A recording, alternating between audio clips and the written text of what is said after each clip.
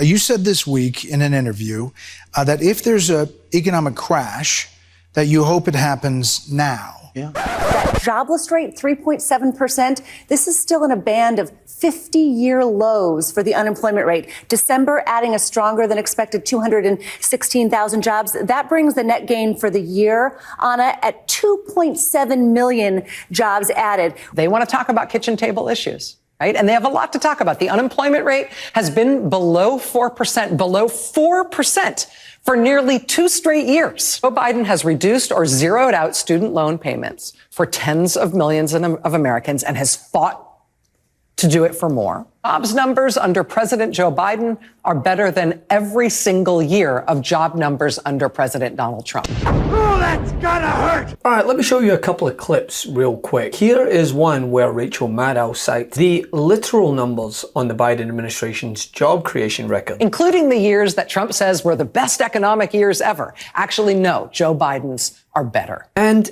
here's another that is blasted into millions of homes across the country and presented as news. On the Democratic side, it's interesting. There's a news item today that every year J.P. Morgan puts out 10 surprises for the year.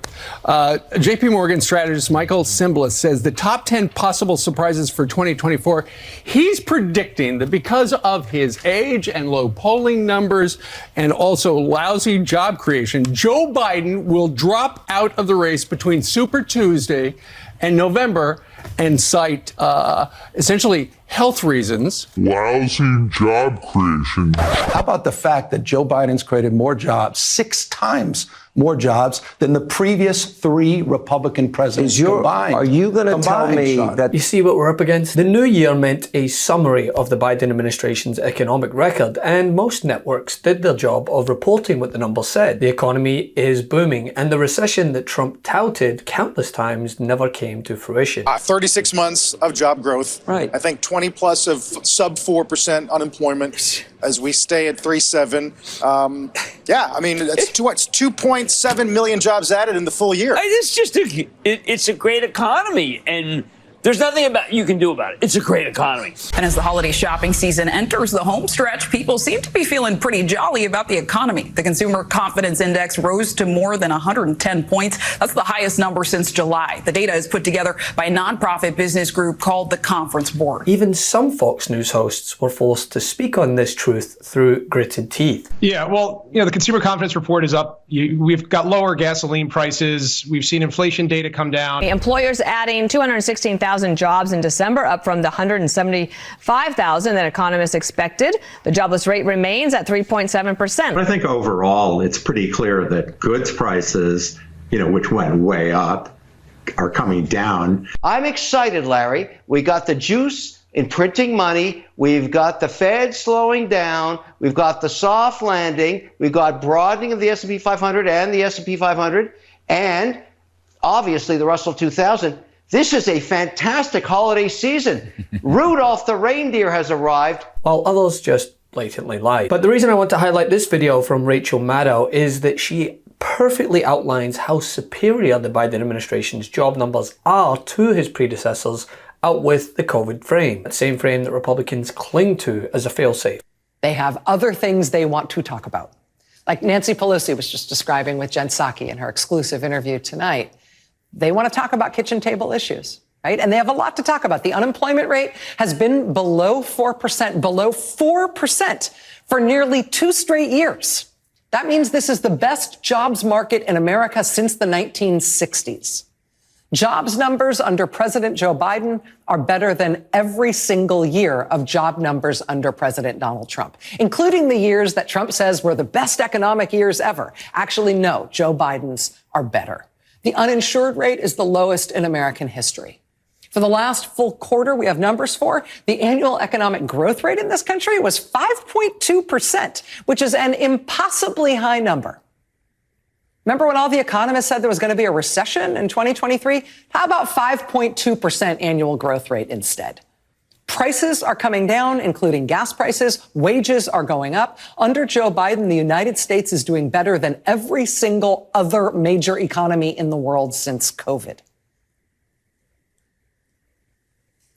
Fighting against Republicans every step of the way, Joe Biden has zeroed out or reduced student loan monthly payments for tens of millions of Americans with crushing student loan debt. I mean, you talk about a contrast with the Republican Party. Joe Biden has reduced or zeroed out student loan payments for tens of millions of Americans and has fought to do it for more. What's the Republican idea that Joe Biden would love to be running against on that subject? Well, hit it, Governor DeSantis. Let's hear from you. The reality is we've had a generation of students go deep into debt, and some of them end up with degrees in things like zombie studies, which are just not making a difference. A lot of these degrees have not given people a pathway to success, and it's caused them to be deep in debt. So what are you going to do about that? Student loans should be dischargeable in bankruptcy. First of all, y'all majored in terrible things, and so you deserve it. But also, okay, if you've got terrible debt, behold the Republican plan for student debt. Declare bankruptcy, you guys. Hey, students, declare bankruptcy. That will set you up for success. That's how Republicans think you should deal with high student debt. You're not going to get any help from us. Just declare yourself bankrupt. Personally, the Biden campaign, I'm sure, would love to be running on that. And the thing is, there is no argument for the contrary, and Trump's new strategy proves that. He's gone from touting a recession to taking credit for this economic boom as if he was responsible. The administration is running on the fumes of the great success of the Trump administration. They're just running on the fumes of what we did with the tax cuts and the regulation cuts. Without us, this thing would have crashed to levels never seen before. Good news. Gas prices are down, stocks are hitting all-time highs, and consumer confidence is starting to rebound. And in his most recent interview, he just openly admitted to what most of us already knew. He hates you. Yes, he hates America. Donald Trump hopes millions of Americans lose their money from their 401ks and retirement savings within the next 12 months, so he doesn't look bad. When there's a crash, I hope it's going to be during this next 12 months. Because I don't want to be Herbert Hoover. The one president, I just don't want to be Herbert Hoover. He's acknowledging that my economy is doing pretty darn well because he doesn't want that to continue.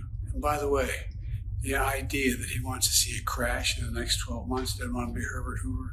You have to understand, he's already Herbert Hoover. He's the only other president who lost jobs during his term. The self-described patriot and countless Republicans like him want the country to suffer when there's a Democrat at the helm. He wants a recession because he's desperate and it won't make him look bad. Now, maybe they think a shutdown will help crash the economy, like Donald Trump has said he wants.